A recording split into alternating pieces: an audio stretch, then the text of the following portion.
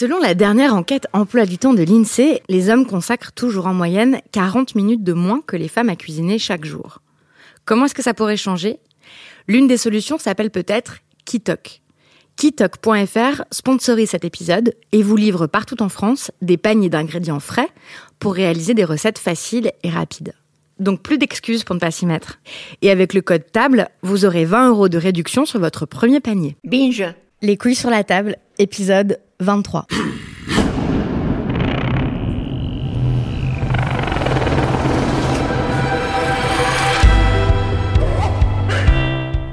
Je suis au Binge Audio Summer Festival dans le 11e arrondissement à Paris. Il fait 28 degrés, tout le monde transpire car cette émission est enregistrée en public. Tout le monde est très joyeux, c'est un festival qu'on fait avec tous les copains et les copines de Binge Audio qui font des podcasts, puisque Binge Audio produit Les couilles sur la table et plein d'autres programmes super, des documentaires et des émissions qui parlent de sport, de hip-hop, de cuisine, d'actualité et de plein de trucs.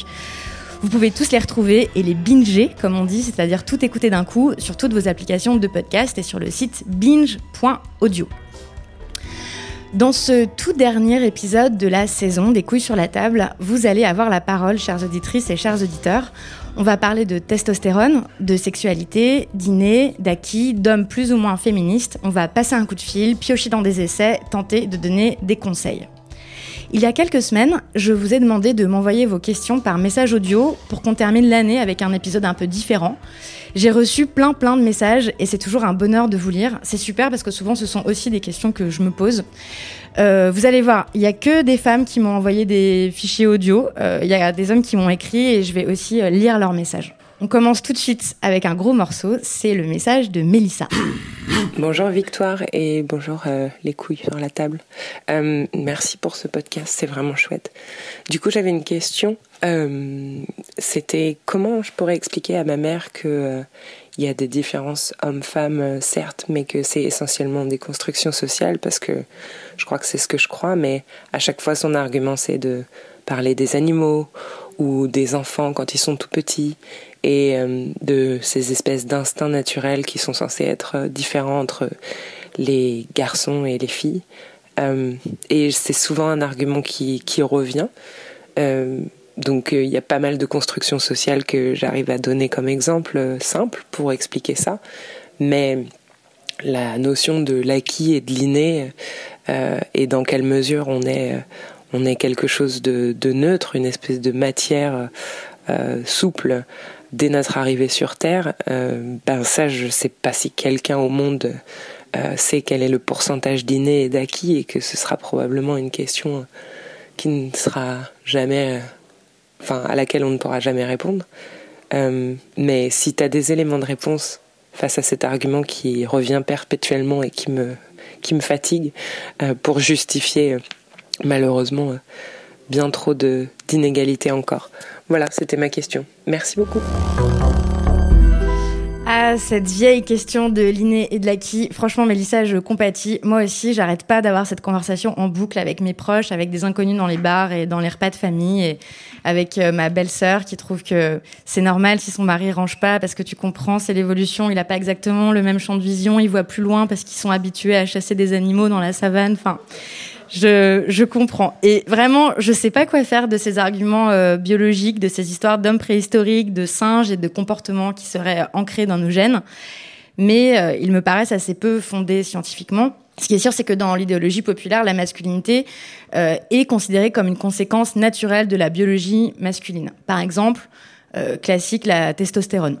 Dans l'imaginaire collectif, la testostérone est responsable des comportements agressifs, risqués ou égoïstes des hommes. Dans les années 90, aux États-Unis, des criminels se sont mis à plaider la rage induite par une bouffée de testostérone pour expliquer leur passage à l'acte. Il y aurait plein d'études scientifiques pour corroborer cette idée. Mais le truc, c'est qu'il n'y a pas de science objective. C'est-à-dire que les scientifiques sont aussi des humains, donc ils sont aussi soumis et influencés par des biais de genre. Et parfois, à force de vouloir trouver quelque chose, on finit par le trouver, et même par construire des études qui sont faites quasiment exprès pour démontrer le résultat qu'on avait en tête à la base, pour valider nos préjugés. Je te renvoie à un super article de la Cité des Sciences que je vais mettre sur le site, qui raconte les différentes expériences qu'on a faites pour essayer de trouver quels étaient les effets réels de la testostérone sur le comportement. Et en fait, déjà, la plupart ont été faites sur des rats et pas sur des humains. Donc, on fonctionne pas exactement comme les rats. Je te conseille aussi de lire et de faire lire peut-être à ta mère un super article de Titiou Lecoq sur Slate qui s'appelle « Ces études à la con qui nous prennent pour des connes ». On entend aussi beaucoup d'arguments sur le cerveau qui serait différent chez les hommes et chez les femmes. Bon, là, je peux te donner un argument. En fait, on sait qu'on a tous et toutes un cerveau différent, y compris les jumeaux. Notre cerveau est plastique, c'est-à-dire qu'il se modifie en permanence en fonction des activités, des expériences de vie. Et donc, le cerveau d'un homme est aussi différent de celui d'une femme qu'il l'est de celui d'un autre homme. En fait, on ne peut pas dire que d'un point de vue neurologique, les femmes et les hommes soient radicalement différents par nature. Voilà, ça c'est quelques éléments de réponse, mais en fait, je suis désolée, j'ai pas d'argument massu. Je comprends qu'il y a quelque chose de rassurant de se comparer aux animaux et donc de se dire qu'on peut pas changer nos comportements puisqu'ils seraient ancrés dans nos gènes, mais oui, moi aussi, je pense que c'est en grande partie des fantasmes. Franchement, ça mérite des épisodes entiers et justement, c'est ce à quoi on va s'attaquer dès le mois de septembre dans la prochaine saison des Couilles sur la table, au lien entre la biologie et le genre. Bonsoir Victoire. Je dis bonsoir parce que c'est le soir que je t'écoute et ça tombe bien parce que c'est aussi le soir que je me pose des questions compliquées. Ce soir, j'aimerais te parler de mon frère, de mon petit frère. On est très proches, je l'aime plus que tout au monde, mais parfois je le comprends pas. Je comprends pas son ambivalence. Pendant longtemps, j'avais jamais connu un jeune homme aussi respectueux des femmes que lui. Un jeune homme pour qui il était invraisemblable d'avoir des relations sexuelles avec une femme trop alcoolisée pour avoir les idées claires. Un jeune homme qui respectait sa mère, son père et ses 3 grandes sœurs. Un jeune homme qui se bagarrait avec moi pour rire, exactement comme il le ferait avec un garçon. Sauf qu'aujourd'hui, ce jeune homme respectueux qui n'aurait rien compris au concept même du sexisme est devenu un homme aux réflexions étranges. En plein mouvement MeToo, il me sort le couplet du « Ouais, mais du coup, on fait comment pour draguer, nous ?» Lui qui n'a jamais interpellé une femme dans la rue. Il se sent mal et désemparé quand il ne peut pas payer le restaurant ou offrir un beau bijou à sa copine. Il trouve que les poils sur une femme, c'est sale et n'a pas pu tenir 2 minutes devant le film « Je ne suis pas un homme facile ». Victoire, qu'est-ce qui se passe ? Pourquoi mon frère s'est perdu dans les limbes du patriarcat ? Et surtout, qu'est-ce que je peux faire pour changer ça ? Comment je peux dire à mon petit frère qu'il est sexiste et le remettre sur la bonne voie ? Chère Laura, eh bien, merci pour ton message. Comme je te comprends, d'abord, moi aussi, j'ai un petit frère et ce que tu racontes me rappelle des souvenirs. Alors, pourquoi est-ce qu'il s'est perdu dans les limbes du patriarcat ? D'abord, le patriarcat, c'est un système, c'est comme l'air qu'on respire et l'eau dans laquelle on nage tout le temps, donc on peut pas vraiment dire qu'on peut en sortir ni s'y perdre. Après, il y a cette histoire de le remettre sur la bonne voie. En fait, et là, je crois que je te suis pas trop, Laura, parce que personnellement, je pense pas qu'on puisse changer qui que ce soit, et certainement pas les membres de sa famille. Donc, j'ai envie de te dire de garder ton énergie, ménage tes efforts. Tout ce que tu peux faire, c'est montrer l'exemple, rester ouverte au dialogue, dire clairement quand tu te sens mal à l'aise, ne pas le juger. S'il n'est pas complètement fermé, peut-être qu'en fait, il est en train de demander des conseils et que du coup, tu peux essayer de raconter, toi ou tes amis ou tes cousines, des expériences qui vous ont plu ou lui faire entrevoir d'autres possibilités de rapports de genre, autres que la drague bourrine ou le côté chevaleresque. Mais après, s'il a aucune envie de discuter, ça sert à rien. Parce que les opinions politiques en famille, j'ai l'impression que ça n'est jamais vraiment que de la politique. En fait, on peut revendiquer telle ou telle opinion parce qu'on a besoin à un moment de se construire contre ses parents ou contre ses 3 sœurs aînées. Donc si ça se trouve, plus tu lui diras qu'il est sexiste, moins tu vas le convaincre de changer. Donc moi, mon conseil, c'est lâche l'affaire. Bonjour Victoire, je m'appelle Coralie, j'ai 28 ans et je suis horlogère expatriée depuis plus d'1 an et demi à Hong Kong. J'écoute vos podcasts en réparant les montres et merci pour toutes ces super émissions. J'ai notamment adoré les explications historiques et sociologiques sur les inégalités qu'on vit aujourd'hui au quotidien. Et ça fait du bien de me dire que tout ça est réel et que je ne suis pas paranoïaque. Je me sens moins seule. Pour ça, merci à vous et à tous vos intervenants. Je travaille dans un milieu très masculin. Je m'entends bien avec les hommes en général. Je me sens même au fil des années plus à l'aise dans des groupes d'hommes que de femmes. Et je pense aussi être appréciée de mes collègues. Malgré tout, je ne me sens pas prise au sérieux, pas écoutée, et même si je travaille depuis 6 ans et que j'ai un diplôme en horlogerie supérieur à la plupart de mes collègues, j'ai souvent l'impression d'être prise pour une débutante. Et pourtant, je travaille bien et sérieusement, et en essayant toujours de prouver mes réelles capacités. Que faire pour que cela change ? Se battre est-elle la seule solution ? Je voudrais juste être traitée d'égal à égal. Voilà, c'était ma question. Merci encore pour tout. Bisous. Salut Coralie. C'est trop cool d'imaginer que quelque part, en traversant l'océan, à l'autre bout de la planète, tu écoutes ces podcasts tout en réparant de tout petits mécanismes horlogers. D'abord, je vais te dire que je te comprends. C'est relou de sentir que tu n'es pas prise au sérieux et c'est hyper fréquent quand on est une jeune femme dans tous les milieux professionnels. Et oui, c'est du pur sexisme. Et évidemment que tu veux être traitée d'égal à égal, c'est normal, c'est ton droit et en plus, c'est le futur. Ensuite, je vais te répondre la même chose qu'à Laura. En fait, on ne peut pas changer les gens. Tu peux pas changer l'opinion que les autres ont de toi. Tu peux essayer, mais c'est beaucoup d'énergie perdue, à mon avis. Tout ce que tu peux faire, c'est agir sur toi-même, c'est-à-dire sur ton état mental, sur ton attitude, ton estime de toi. C'est-à-dire que tu peux tout faire pour que les opinions de ces hommes qui ne te prennent pas au sérieux ne t'atteignent pas. Tu peux tout faire pour ne pas les laisser remettre en cause ce que toi, tu sais de ton travail, de ta qualité, de tes compétences. Et pour ça, c'est effectivement indispensable d'identifier précisément les comportements, les attitudes, les petites phrases, les situations qui trahissent leur misogynie et leur sexisme.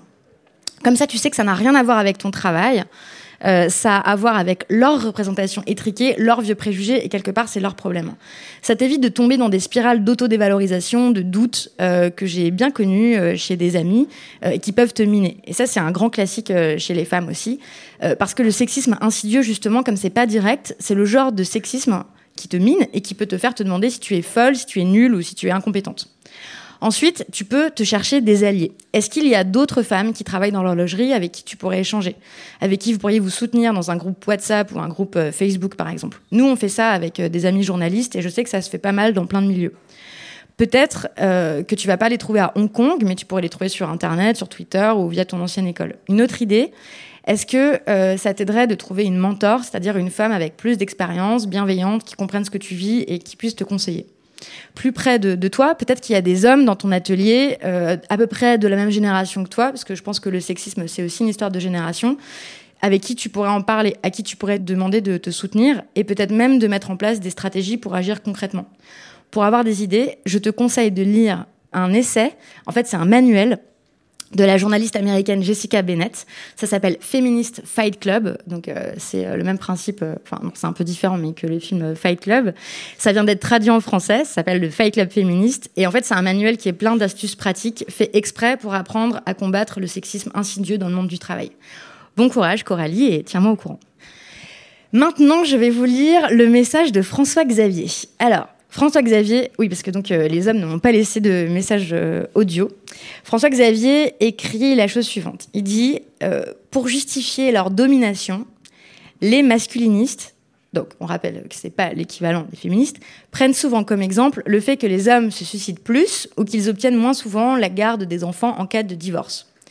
Les statistiques sur ces deux thèmes sont vraies, donc je me demandais quelle place avaient ces faits dans la réflexion sur le genre dans les men's studies. Comment on pouvait les penser? Car les nier n'est pas la bonne solution, et les accepter en tant qu'argument antiféministe ne l'est pas non plus. Alors, salut François Xavier. Ces chiffres sont justes, effectivement, mais il faut les nuancer. Par exemple, les hommes se suicident plus, mais les femmes font plus de tentatives de suicide. Les hommes obtiennent moins souvent la garde de leurs enfants en cas de divorce, mais c'est aussi parce qu'ils la demandent beaucoup moins. Et bien sûr que les chercheuses et les chercheurs en études de genre prennent en compte ces faits. En fait, pour résumer leur approche, l'expression la plus parlante, c'est les coûts de la domination masculine.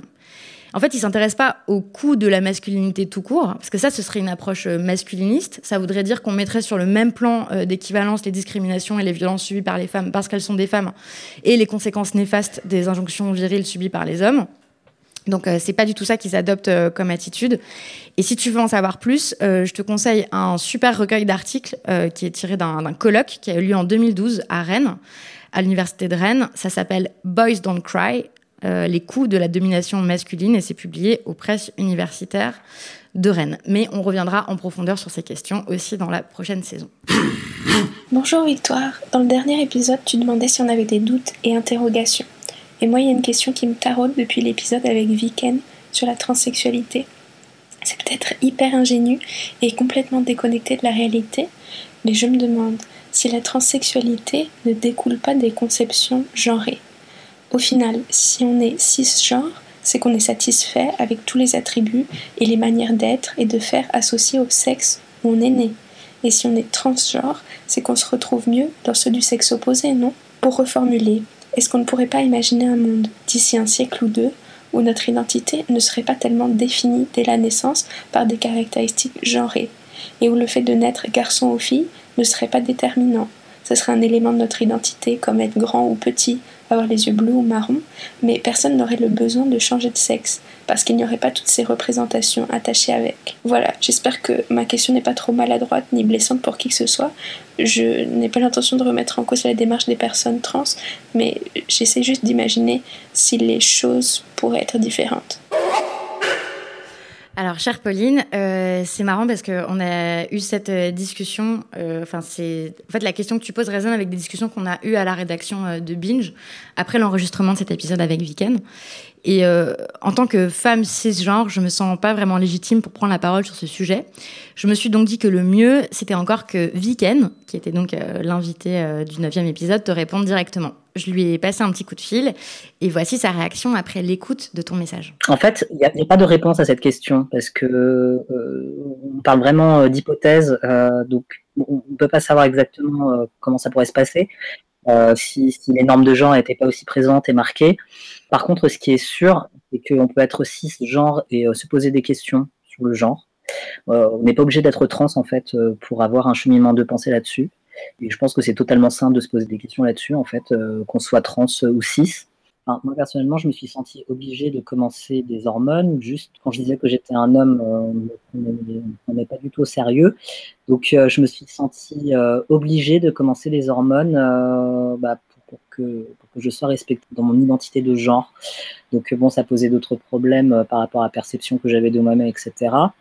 Mais ce qui est sûr, c'est que oui, si c'était pas aussi marqué, si on avait vraiment respecté en tant qu'homme, sans commencer des hormones masculinisantes, j'aurais jamais envisagé ce traitement hormonal, en fait, tout simplement. Donc, comme des personnes que je connais qui font des opérations juste pour pouvoir vivre, entre guillemets, tranquillement.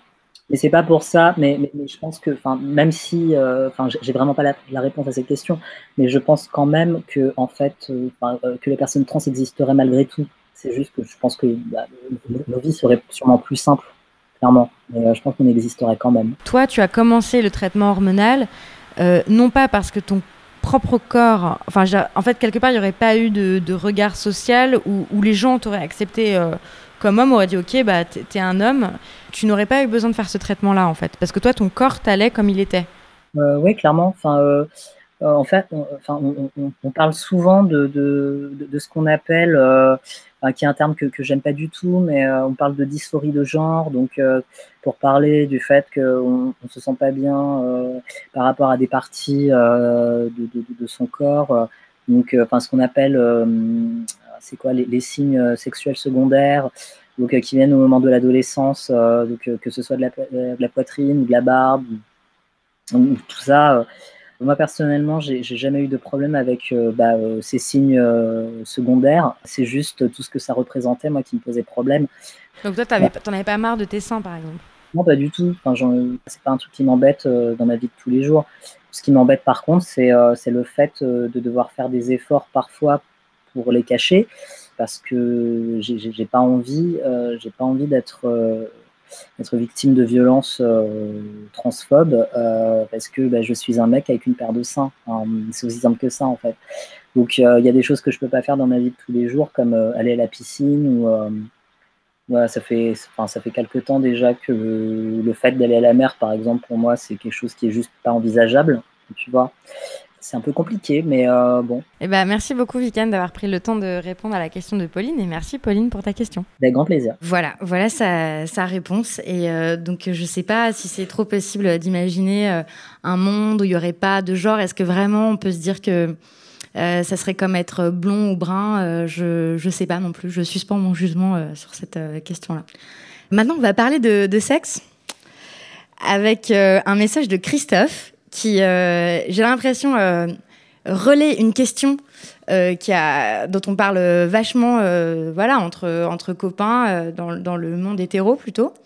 C'est, il dit « J'ai l'impression qu'être un homme qui ne se définit pas par une masculinité dominante, c'est assez bien accepté aujourd'hui, mais c'est encore très rigide quand on est dans le domaine sexuel. Du moins, c'est le ressenti que j'ai. On attend toujours de l'homme qu'il prenne les devants, montre sa force et domine. » Salut Christophe. J'imagine que tu fais référence à la sexualité hétérosexuelle la plus commune, la plus classique. Tu dis qu'on attend toujours ça de l'homme. Mais en fait, moi, je sais pas qui attend ça.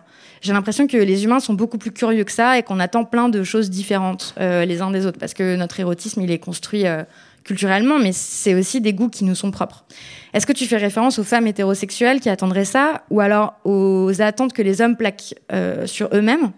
C'est vrai que nos scripts sexuels manquent de variété, que ce soit dans la fiction, dans le porno, ou dans ce qu'on pense qu'il est acceptable de raconter à nos amis, ou de faire la première fois qu'on a une relation sexuelle avec un nouveau partenaire. L'homme hétérosexuel doit dominer, c'est-à-dire, en gros, toujours bander, pénétrer, ne surtout pas être pénétré et ne pas montrer ses sentiments. On en bâille d'ennui tellement c'est répétitif. J'ai aussi l'impression que beaucoup d'hommes ne s'intéressent pas vraiment à la sexualité en tant que telle, mais qu'elle ne les intéresse que dans la mesure où elle sert à les rassurer sur le pouvoir qu'ils exercent sur les femmes. Ils cherchent une relation sexuelle pour prouver leur domination. Je pénètre, je baise, donc j'ai le pouvoir. Alors que si on s'intéresse autrement à la sexualité, si on cherche d'autres scripts sexuels, c'est-à-dire que si on se dit que la sexualité c'est d'abord un lieu de plaisir, de sensualité, d'échange, ça peut prendre des dimensions qu'on ne soupçonnait pas. Et pour ça, il faut remettre en cause nos vieilles représentations. Et il y a quelqu'un qui accomplit un formidable travail sur ce sujet, je trouve, depuis plusieurs années, c'est Maya Mazorette. Je vais d'ailleurs lire un passage de l'une de ses chroniques qu'elle a publiée dans le journal Le Monde, il n'y a pas très longtemps. Ça s'appelle « Hétéro, cisgenre et monogame, qui rêve encore d'être normal ?» Un couple fidèle, ne cherchant pas à faire un bébé dans l'immédiat, peut renoncer à la pénétration obligatoire ou peut la décorréler du corps des femmes. Il peut ne plus penser du tout en termes de pénétration. Il peut se sentir bien dans ses genres, mais s'être débarrassé des comportements qui leur sont associés.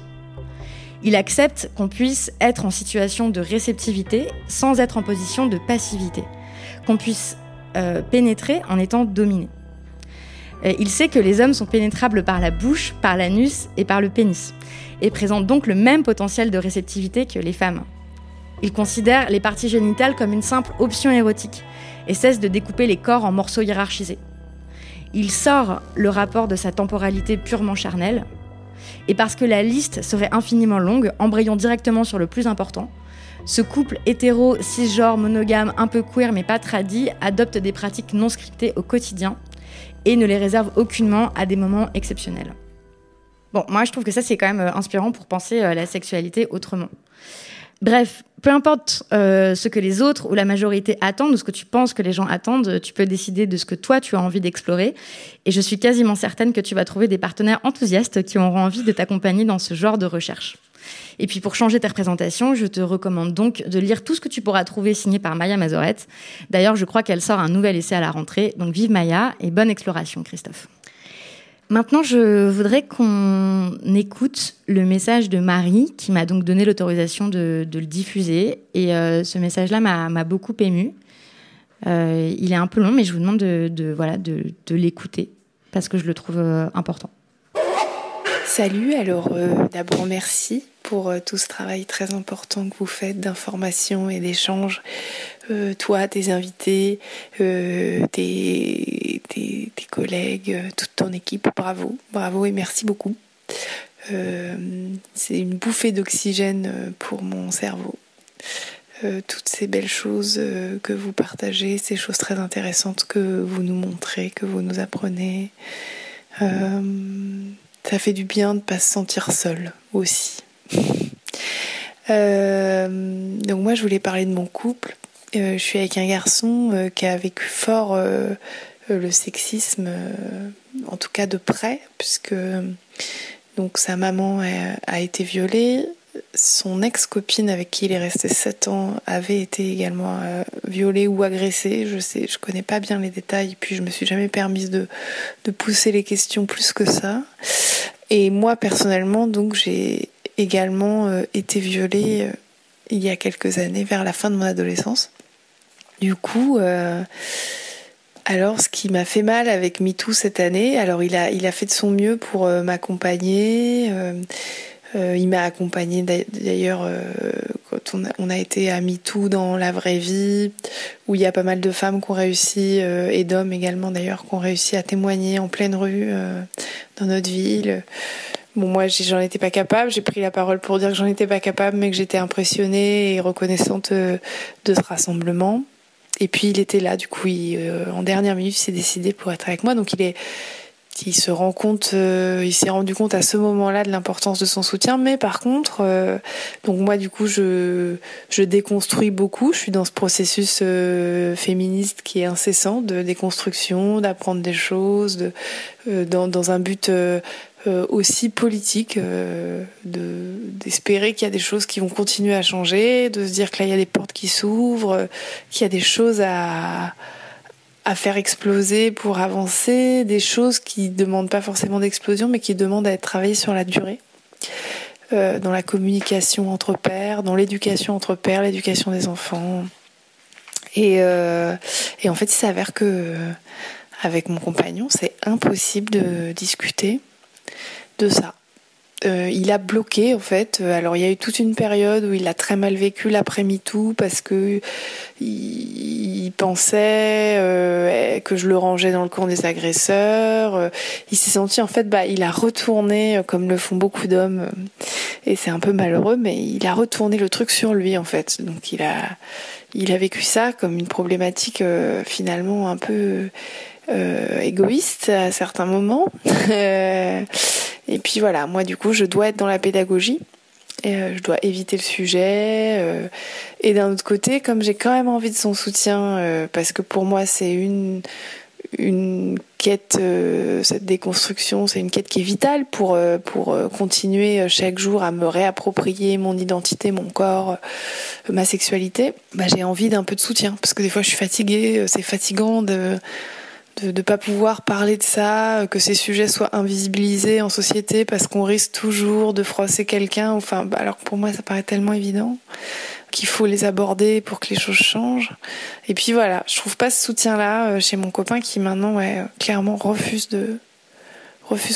complètement d'aborder les sujets. Alors j'ai essayé de travailler sur une nouvelle fois l'andragogie, du coup pas la pédagogie mais l'andragogie, donc comment aborder certains sujets avec les adultes sans froisser, qu'il faut faire attention de pas froisser les hommes, et ça c'est fatigant, et c'est fatigant qu'ils le comprennent pas et qu'à un moment ils puissent pas se mettre de côté pour donner un petit peu de son soutien. Je lui demande pas d'être militant, de sortir ses banderoles, je lui demande pas d'aller faire du bénévolat dans une asso, je lui demande pas, j'ai juste besoin que quand je lui demande de lire un chapitre d'un livre ou de regarder un épisode d'une série ou d'écouter Les couilles sur la table par exemple, avoir son avis, parce que c'est important pour moi d'avoir son avis et de sentir que je suis soutenue dans cette démarche. J'aimerais juste qu'ils me disent oui ou alors qu'ils me disent non, mais avec des explications, parce que maintenant il n'y a même plus d'explications. Il m'a dit l'autre jour, j'ai fait une overdose du sujet, c'est général, c'est pas que toi, mais j'ai fait une overdose du sujet. Je trouve ça un peu couillu de me dire ça à moi en fait, et je voudrais bien savoir qu'est-ce que t'en penses? Alors, moi, ça fait 3 fois que j'écoute ce message et je suis toujours un peu scotchée. Bon, déjà, merci d'avoir accepté que je diffuse ton message, Marie. Et merci d'avoir eu le courage de le livrer et aussi de livrer ton témoignage sur cette violence que tu as subie. En fait, j'ai l'impression que c'est assez fréquent. Les couples hétérosexuels où la femme est féministe et l'homme ne veut pas en entendre parler. Et c'est aussi fréquent d'entendre des filles qui, du coup, on est là, on se torture pour trouver les bons mots et pour dire que quand même, faudrait pas avoir l'air relou et qu'il faudrait expliquer et tout ça. Et ça se comprend, c'est difficile de son côté. En plus, on est vraiment socialisé pour se mettre à la place des autres et les comprendre et ne pas vouloir les brusquer, ne pas vouloir avoir l'air relou et tout ça. Mais en fait, l'attitude de ton copain, ça rejoint la question que je pose à tous mes invités. C'est pourquoi c'est tellement insupportable d'entendre parler de sa domination quand on est dominant. Ça a été épidermique pour énormément d'hommes d'entendre parler de MeToo, de balance ton porc et tout. C'est horrible. Et c'est la même chose avec les blancs et le racisme souvent. Donc j'ai envie de lui demander pourquoi c'est tellement insupportable pour lui d'entendre parler des violences sexuelles. Pourquoi il s'engage pas, pourquoi il bloque. Bien sûr, on peut comprendre qu'on n'ait pas envie d'en entendre parler, on est humain, on n'a pas envie de changer, et c'est clair que dès qu'on commence à analyser le monde par le prisme féministe, tout est chamboulé. Nos représentations, nos manières d'aimer, de se comporter, notre manière de nous voir, enfin notre identité est bouleversée. Ton copain dit qu'il a fait une overdose. Bon, ça aussi on l'a entendu, mais moi je trouve qu'il y a un sujet aussi grave que les inégalités entre les hommes et les femmes et les violences sexuelles. En fait, on devrait en parler tout le temps. Le truc grave, c'est qu'on n'en ait pas parlé jusqu'à maintenant, ou très peu. C'est révélateur de dire qu'on en a fait une overdose. En fait, c'est toujours les sujets liés aux femmes dont on dit qu'on fait une overdose. Imagine qu'on dise la même chose de la politique ou de l'économie. Genre, ah bah non, on va pas encore parler du chômage, on en a parlé le mois dernier. Ah bah non, on va pas parler d'écologie, on en a parlé l'année dernière. Non. Bien sûr qu'on parle tous les jours des rapports de genre et de violences sexuelles, et on parle tous les jours normalement d'écologie, de l'économie, de notre alimentation, parce que c'est la matière même dont est faite nos vies. Le truc grave, c'est qu'avant, on n'en parlait jamais. Je sais pas trop quoi te conseiller, Marie. Vraiment, je ne sais pas.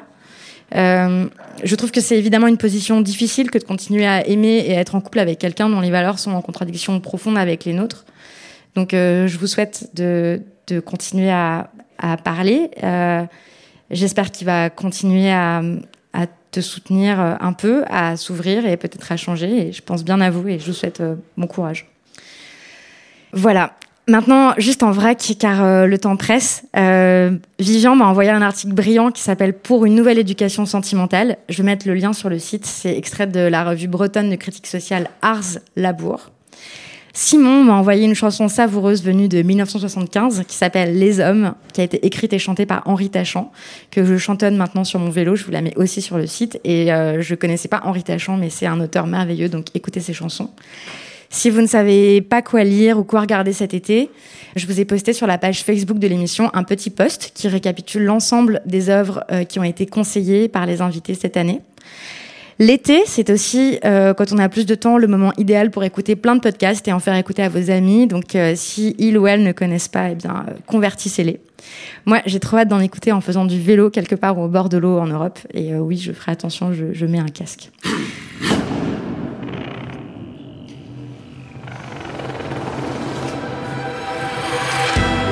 C'était le dernier épisode de la saison numéro 1 des Couilles sur la table.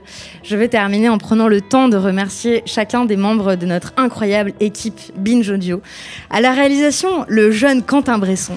Plus rapide que l'éclair, l'oreille alerte et les idées frétillantes, c'est lui qui prend le son de tous les épisodes, qui les mixe et qui les réalise. Merci Quentin. À l'édition, Camille Regache, ses yeux de lynx et ses conseils avisés. À la direction artistique, Julien Sarnobori, l'auteur de Super Héros, et son goût impeccable. À la production, le bulldozer Joël Renez. À la direction générale, Gabriel Bory-Charles, sans qui on dormirait probablement tous sur les ponts.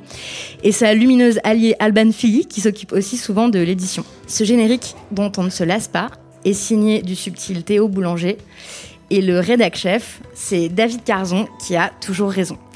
Merci aussi à tous les invités qui ont accepté de venir au micro des Couilles sur la table. Et merci à vous, chères auditrices et chers auditeurs. Je vous souhaite un très bel été. Merci pour tout.